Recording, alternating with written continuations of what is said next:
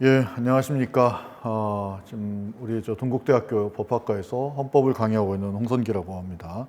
오늘 열린전공학부 전공 설명회 우리 법학과를 설명하게 됐습니다.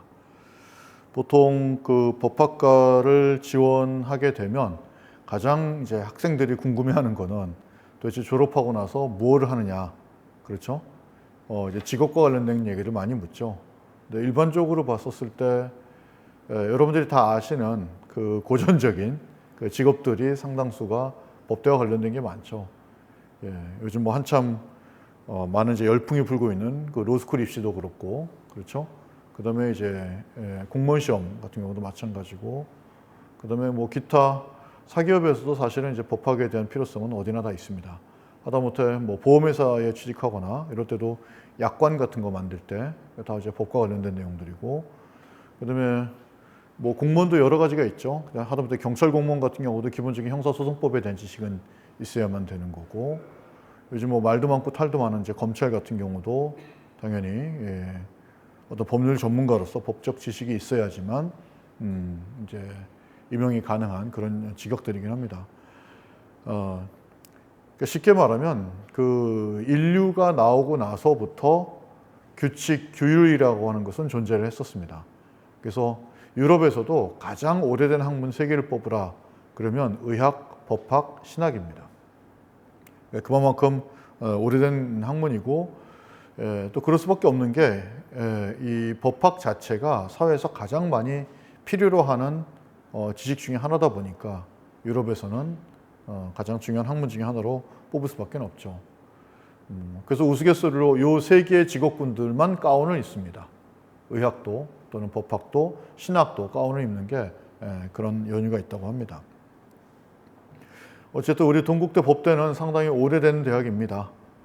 그리고 의외로 몰라서 그런데 대한민국에서 검찰을 6번째로 많이 배출한 대학 중에 하나가 바로 동국대학입니다. 이상하게 여러분들 선배들은 뭐 판사나 변호사, 물론 변호사도 많긴 하지만 검찰을 이렇게 많이 좋아를 하더라고요. 그쪽으로 많이 갔고, 그리고 상당히 쟁쟁한 이제 법조 동문 선배들을 배출한 나름대로 이제 명문대학입니다. 로스쿨 체제가 되면서 안타깝게 우리 법대가 로스쿨이 되지는 못했지만, 그럼에도 불구하고 나름대로 의의가 분명히 있습니다. 현재 남아있는 법과대학 중에서는 가장 좋은 법과대학으로 정평이 나 있고, 또 우리 법대 수업을 들어보시면 아시겠지만 법대 교수님들의 수업이 강의나 이런 것들이 아마 웬만한 대학 교수님들한테 절대 뒤지지 않을 정도로 상당히 우수한 교수진들을 확보를 하고 있습니다. 그래서 여러분들이 만약에 향후 진로, 법과 관련된 진로를 선택했을 때 우리 법대를 지원하시게 되면 상당히 많은 길이 열릴 것이다 라는 얘기를 이제 먼저 하고 싶습니다. 꼭 법이 그런 이제 법조 직역이 아니더라도 이제 법학은 이제 학문으로서도 이제 충분히 가치가 있어서 역시 대학원 같은 걸 진학을 하셔도 좋고, 그리고 우리 이 법대 교수님들 중에 가장 큰 특성이 다양성이거든요. 예를 들어서 일본에서 공부하신 교수님도 있고, 저처럼 독일에서 공부하신 분도 있고, 또 미국에서 공부하신 분도 있고, 또 국내에서 공부하신 분도 있어서 여러분들이 만약에 원한다면 얼마든지 유학 갈 때 그 해당 국가에서 공부하신 교수님들의 도움을 받아서 유학을 갈 수도 있고, 그리고 또 이제 그 고시반이 또 우리 법대에 있죠. 고시반 예산이 적지가 않습니다. 아마 여러분들 그 다른 대학하고 이제 비교를 해보시면 동국대 고시반에 대한 지원이 상당하구나를 알 수가 있습니다. 실제로 제가 요즘 간혹 가다가 뭐 예를 들어서 그 한성대 또 동아대 교수님들이 자꾸 저한테 전화를 하세요. 고시반을 운영을 해야 되는데 어떻게 해야 되느냐. 그래서 우리 동국대는 이렇게 운영을 하고 있다. 되게 깜짝 놀랍니다. 그렇게까지 지원이 많냐. 대부분 그냥 강의실, 그러니까 열람실 제공도 하나 주고 끝인데 우리는 그렇지는 않습니다. 고시반에 들어오시면 이제 물론 아무나 들어오진 못해요. 기본적으로 학점은 4.0 이상, 그다음에 토익은 900점 이상, 원칙적으로 그 정도 돼야 4학년 때 이제 입학이 되면 고정 좌석을 하나 줍니다.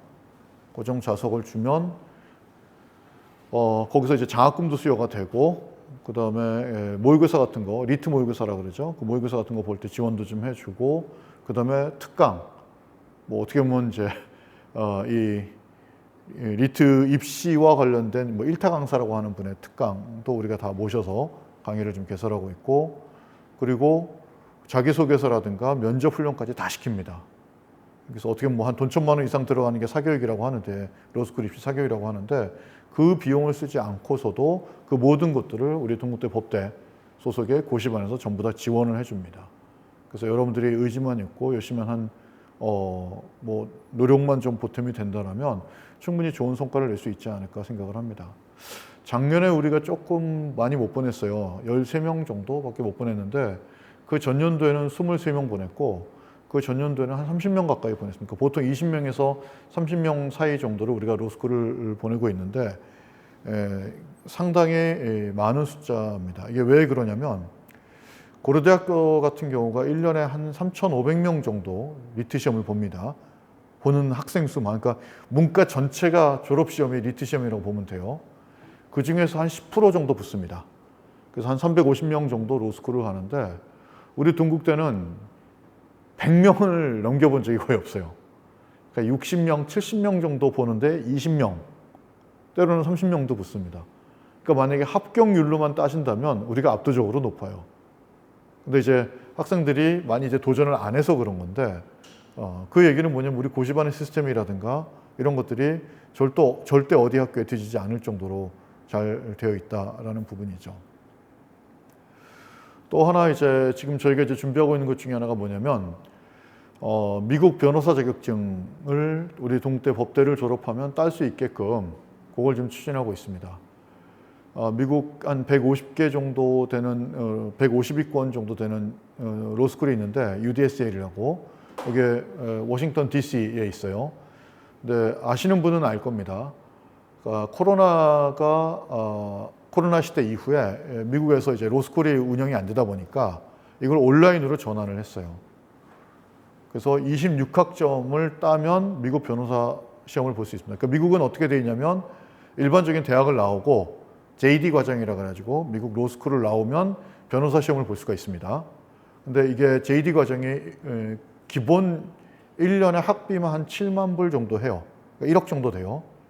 그러니까 3년이면 학비만 한 3억 정도 들고 생활비까지 하면 한 5억 정도 보통 듭니다.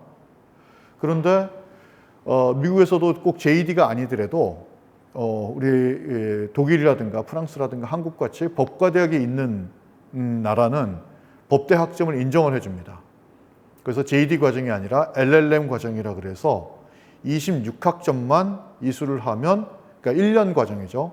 이것만 따면 미국 변호사 시험을 볼 수 있게 해줘요. 근데 우리 한국이 딱 그게 해당이 됩니다.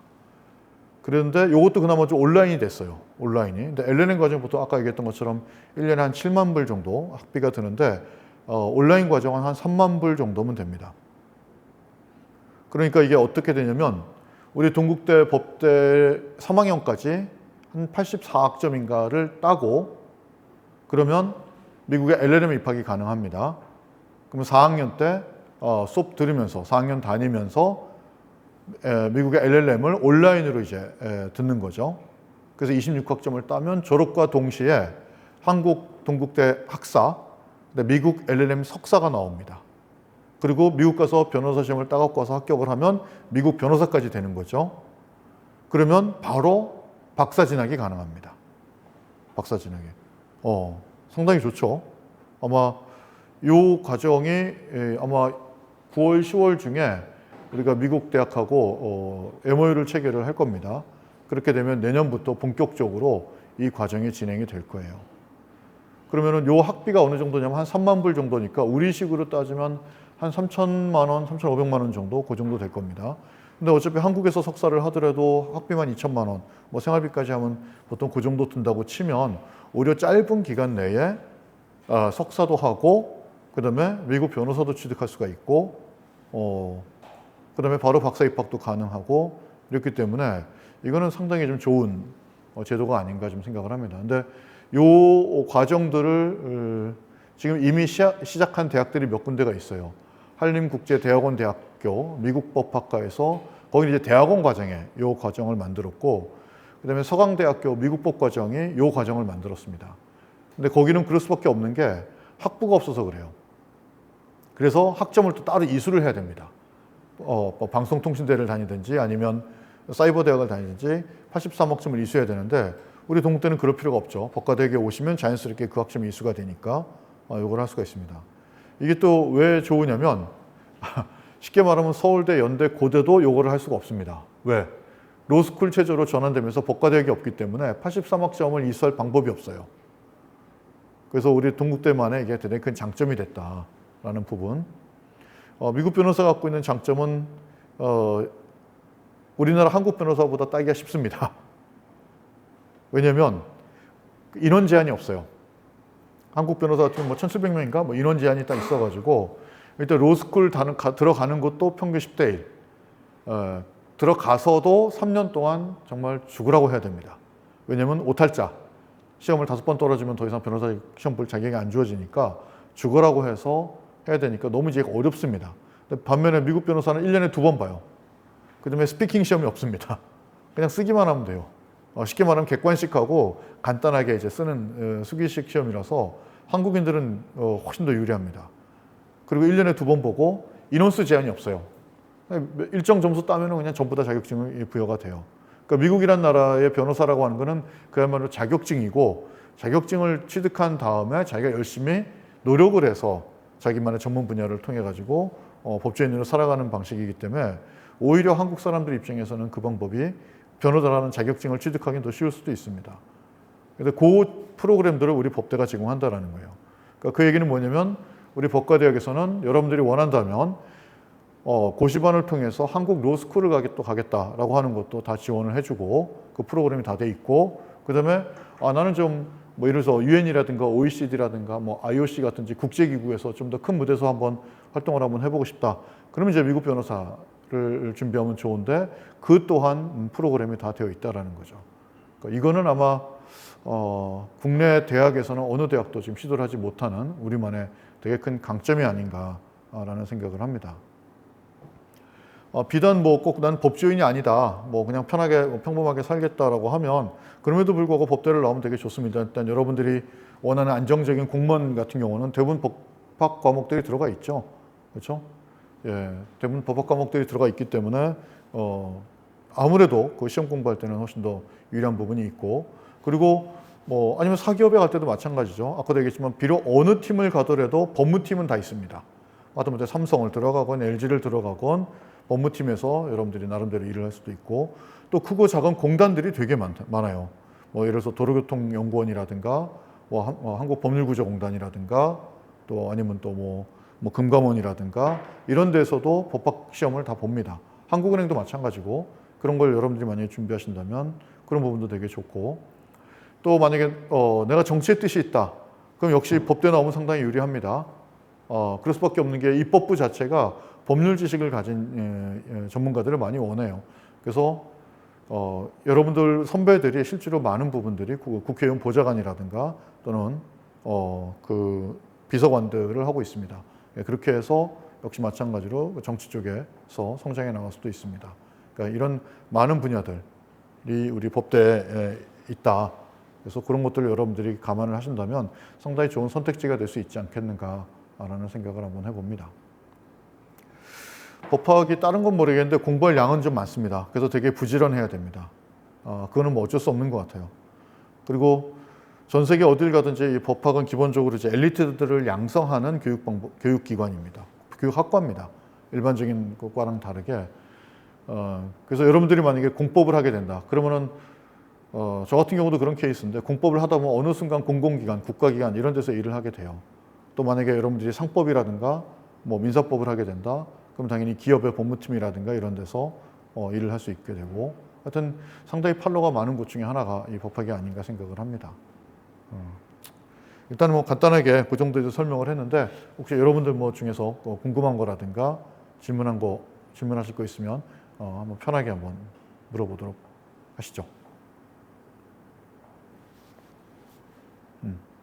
법대를 왜 관심 갖게 됐어요? 로스쿨.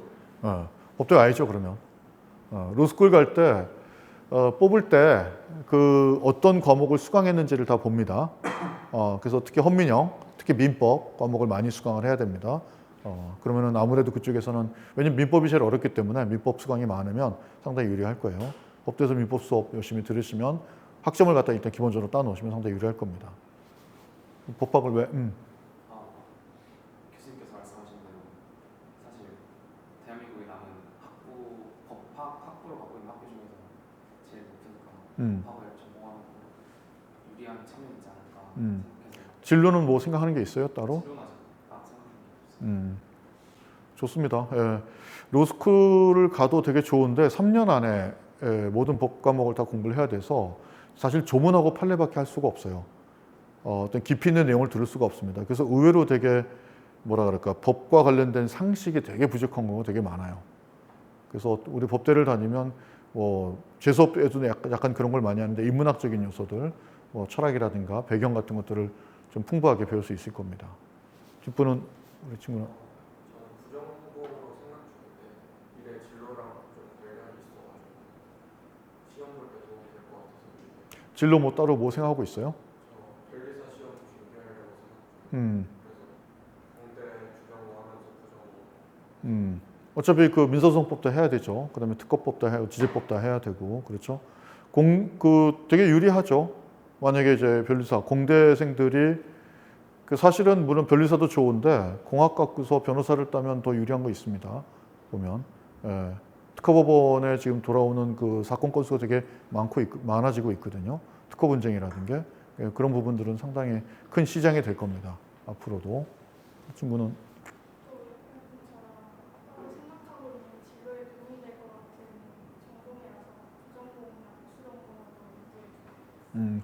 어디 생각하는 진로가 있어요 지금? 범죄? 관세사. 예. 관세사는 관세법은 따로 우리 법대에서 강의는 안 해요. 그 분야가 이렇게 특화되어 있는 분야는 아니어서. 맞아요.